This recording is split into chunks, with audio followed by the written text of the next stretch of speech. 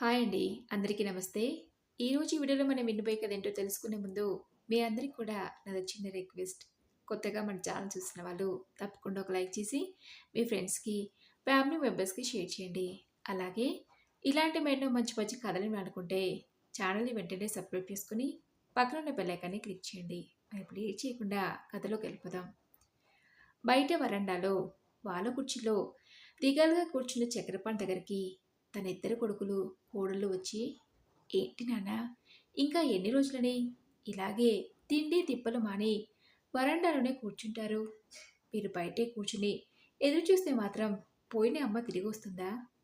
అస్తమానం అమ్మని తలుచుకుంటూ బాధపడుతూ కూర్చుంటే మీ ఆరోగ్యం ఏం కావాలన్నా?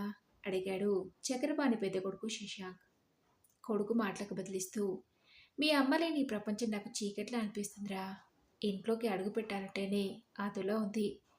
ఎప్పుడూ దేవాలయంలా కనిపించే మన ఇల్లు ఇప్పుడు దేవత లేని గుడిలా తోస్తుంది అంటూ బాధపడ్డాడు చక్రపాణి.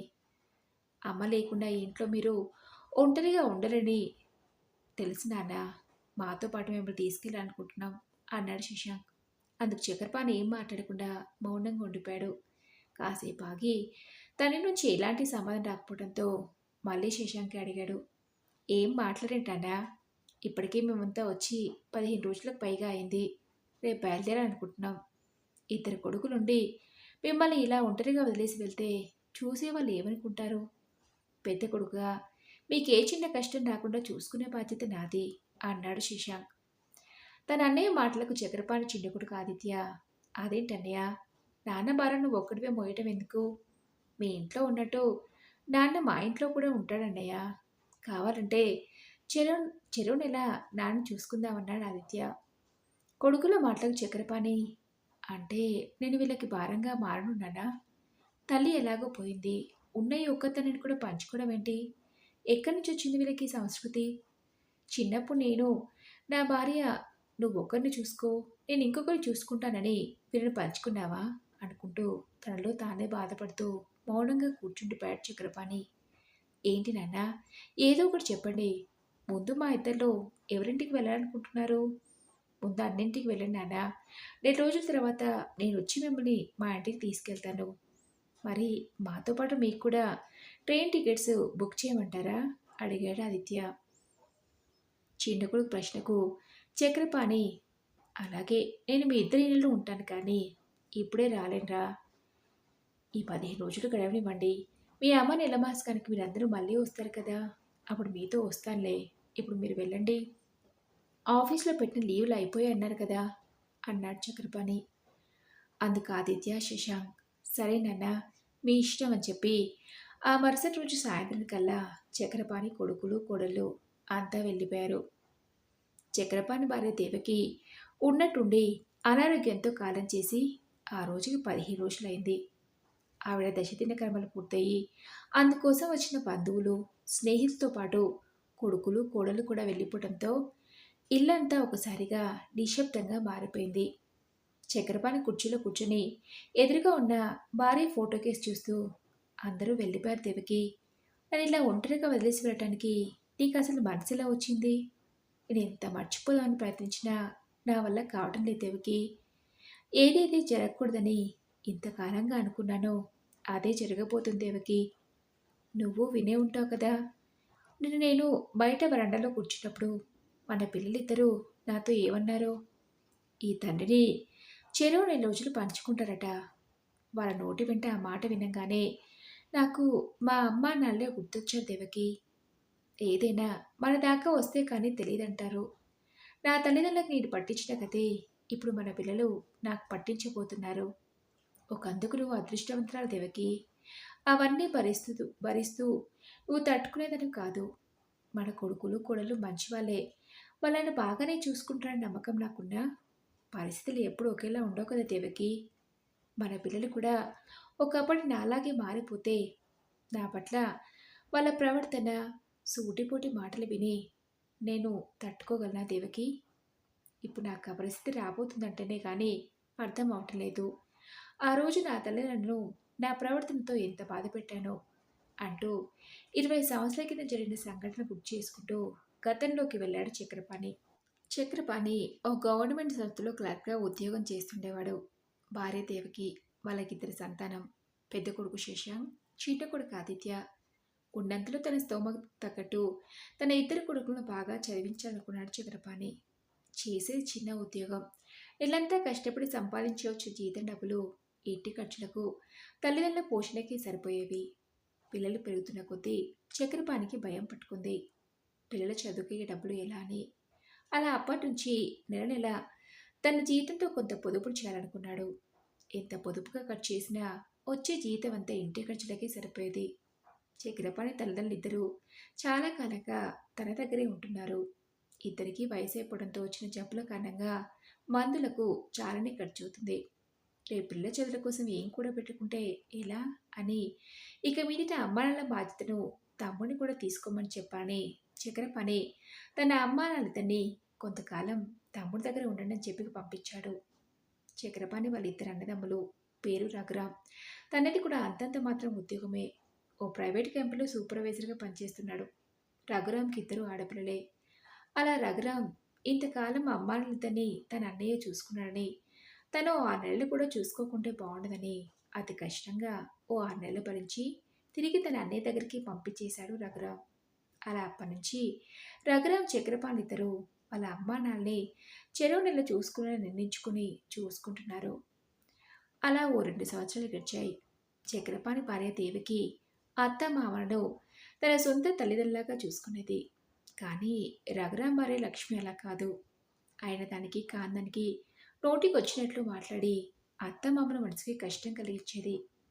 చిన్న కోళ్ళ ప్రవర్తనతో విసుగు చెందిన చక్రపాణి తల్లిదండ్రులు ఓ రోజు, చక్రం, ఇక మీదట మమ్మల్ని మీ తమ్ముడింటికి పంపించకరా. ఈ మరదలు లక్ష్మి ప్రవర్తన మాకు చాలా ఇబ్బందిగా ఉంటుంది. అక్కడ ఉండలేకపోతున్నాంరా చక్రం. మాకు మందులో ఖర్చు అవుతుందనే కదా మమ్మల్ని మీ తమ్ముడి దగ్గరికి కూడా పంపిస్తున్నావు. కావాలంటే ఇప్పటి నుంచి మాకు మందులు తేనవసరం లేదురా. మీ అమ్మకి నాకు చెరు 2 ముద్దలు అన్నం పెట్టినా చాలరా.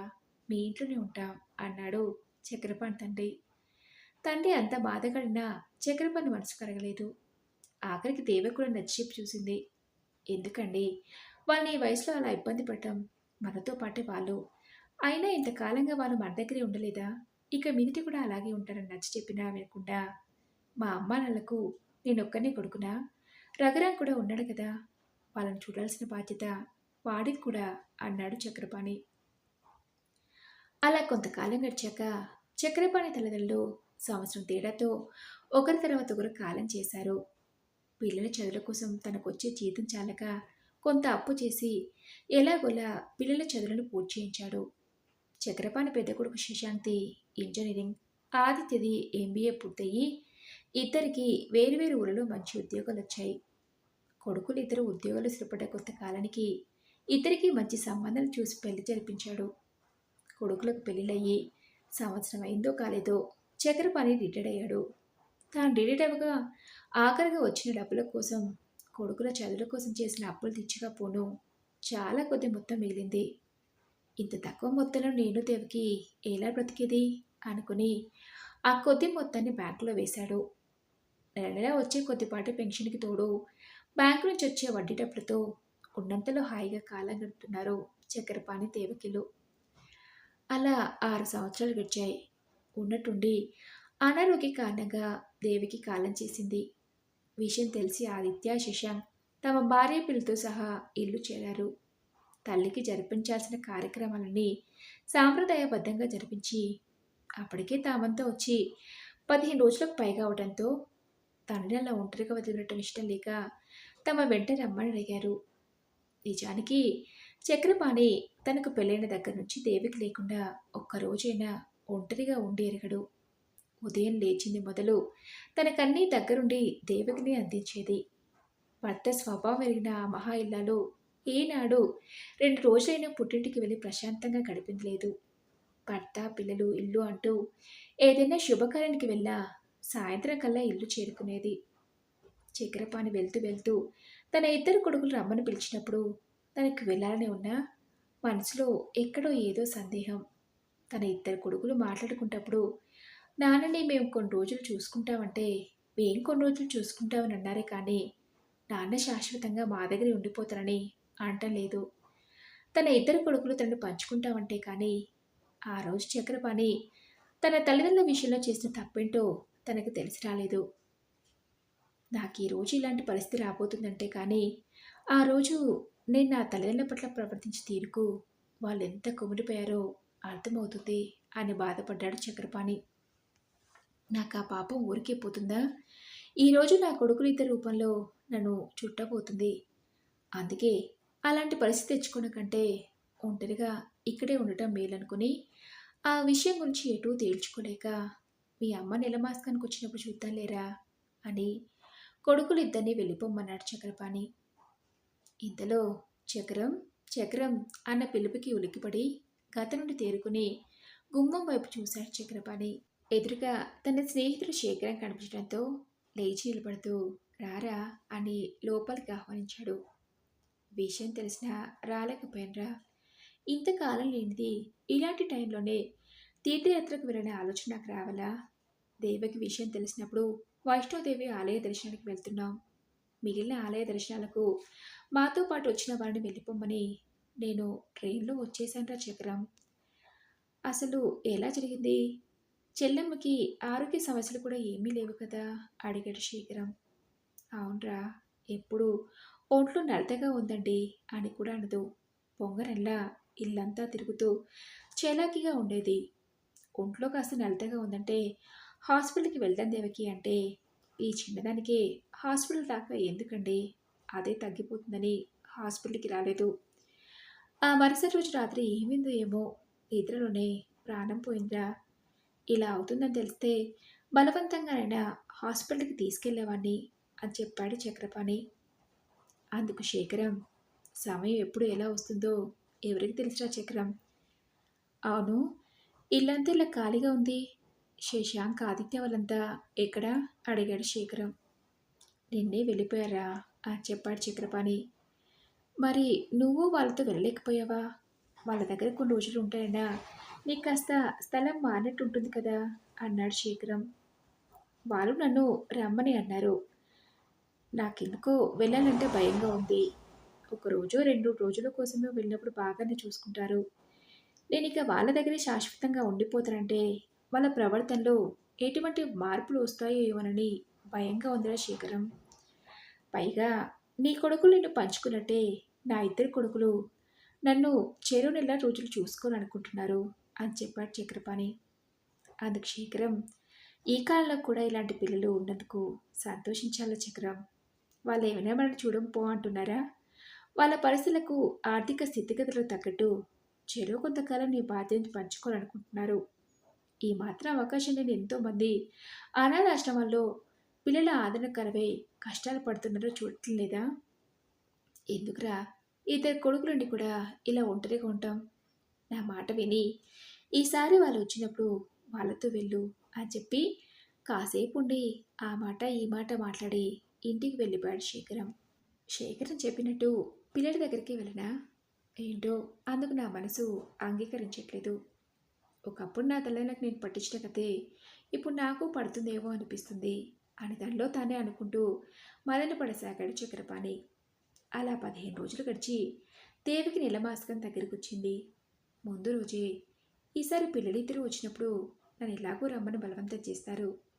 అసలు నన్ను వాళ్ళ దగ్గరికి రమ్మడానికి గల వాళ్ళ అంతరంగం ఏంటో తెలుసుకుందామని ఓ నిర్ణయానికి వచ్చాడు చక్రపాణి.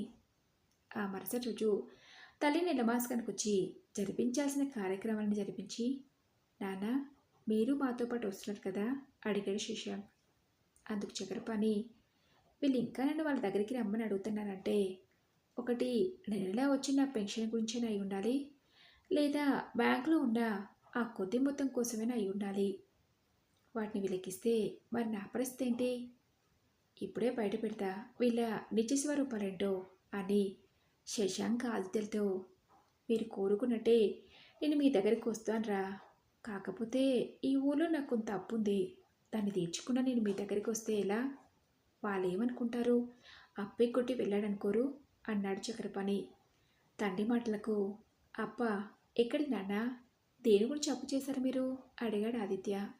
అందుకు చక్రపాణి, మీ చదువులకన్నది ఆ మధ్య ఆరోగ్యం బాగాలేక హాస్పిటల్కైనా ఖర్చుల కోసం డబ్బు తక్కువ పడితే అప్పు చేశానురా, అది వడ్డీతో ఇప్పుడు చాలానే అయింది అన్నాడు చక్రపాణి. దాందే ఉందానా, మేమిద్దరం కొడుకులు ఉన్నాం. పైగా అందులో మా చదువుల కోసం కూడా అప్పు చేశామని అంటున్నారు కదా. అసలు ఆ విషయం గురించి ముందే చెప్తే వడ్డీ అయినా తగ్గేది కదా నాన్న. పోనీలేండి, ఇప్పుడు వాళ్ళకి ఎంత ఇవ్వాలో చెప్పండి, ఇప్పుడే ఇచ్చేద్దాం అన్నాడు శశాంక్. కొడుకు మాటలకు ఆశ్చర్యపోయి చక్రపాణి తనలో తానే అనుకున్నాడు. అప్పు ఉందని చెప్తే ఈ ఇంటి నమ్మి తీర్చండనో, బ్యాంకులో ఉన్న డబ్బుతో అప్పు తీర్చండనో అంటారనుకుంటే అప్పులు మేమే తీస్తామని మీరు మా దగ్గరికి రండి అంటున్నారంటే నేను నా పిల్లల్ని తప్పుగా అర్థం చేసుకున్నానా అనుకుని కాసేపు మౌనంగా ఉండి, అలాగేరా, అప్పు మీరే తీర్చండి, కానీ నేను ఇక్కడే ఉంటే ఏంట్రా, అనవసరంగా నా వల్ల మీకు ఇబ్బంది అన్నాడు చక్రపాణి. తండ్రి మాటలకు శశాంక్ ఆదిత్య, అదేంటి నాన్న, మిమ్మల్ని చూసుకోవడం మాకు ఇబ్బందని ఎందుకు అనుకుంటున్నారు? ఎన్నో కష్ట నష్టాలకు వచ్చి మా ఇద్దరిని ఇంత వల్ల చేశారు. ఈ వయసులో మిమ్మల్ని మేం కాక ఇంకెవరు చూస్తానన్నా? పైగా ఇంట్లో పెద్దవాళ్ళుంటే మాకెంతో ధైర్యంగా ఉంటుంది. అమ్మ ఉన్నప్పుడే మీ ఇద్దరిని మా దగ్గరికి వచ్చి ఉండమని అంటే మీరు వినలేదు. నాన్నమ్మ ప్రేమ దక్కకుండా కనీసం ఈ తాతయ్య ప్రేమైనా మా పిల్లలకు పొందగలగాలి నాన్న. మేమిద్దరం చెరో కొన్ని రోజులు మిమ్మల్ని చూసుకోవాలనుకోవడానికి కారణం మీ మనవళ్ళు మనవరాలందరికీ మీ ప్రేమ సమానంగా అందాలనే మేము మీ నిర్ణయం తీసుకున్నాం నాన్న. ఇంకేమీ ఆలోచించకుండా మీరు మాతో బయలుదేరండి అన్నాడు ఆదిత్య. కొడుకుల మాటలు విని ఆ రోజు నేను నా తల్లిదండ్రుల విషయంలో ఆలోచించినట్టుగానే ఈరోజు నా పిల్లలు నా విషయంలో ఆలోచిస్తున్నారని తప్పుగా అర్థం చేసుకున్నాను. మా అమ్మ నాన్నలకు నేను మంచి కొడుకుని కాలేకపోయినా ఆ భగవంతుడు మాత్రం నాకు అన్యాయం చేయలేదు. ఇంత మంచి కొడుకునిచ్చాడని మనసులోనే ఆ భగవంతుడికి ధన్యవాదాలు తెలుపుకున్నాడు చక్రపాణి. మరి తండ్రి రోజు కదా, ఈ కథపై మీ విలువైన అభిప్రాయాన్ని నా దుకాణం బాక్స్లో షేర్ చేసుకోండి. అలాగే ఈ కథ మీకు నచ్చింది అనుకుంటున్నాను. నచ్చితే తప్పకుండా ఒక లైక్ చేసి మీ ఫ్రెండ్స్కి, ఫ్యామిలీ మెంబర్స్కి షేర్ చేయండి. అలాగే ఇలాంటి ఎన్నో మంచి మంచి కథలు అనుకుంటే ఛానల్ని వెంటనే సబ్స్క్రైబ్ చేసుకొని పక్కన ఉన్న బెల్ ఐకాన్ని క్లిక్ చేయండి. నెక్స్ట్ వీడియోలో మరొక మంచి కథతో కలుసుకుందాం. Thank you for listening.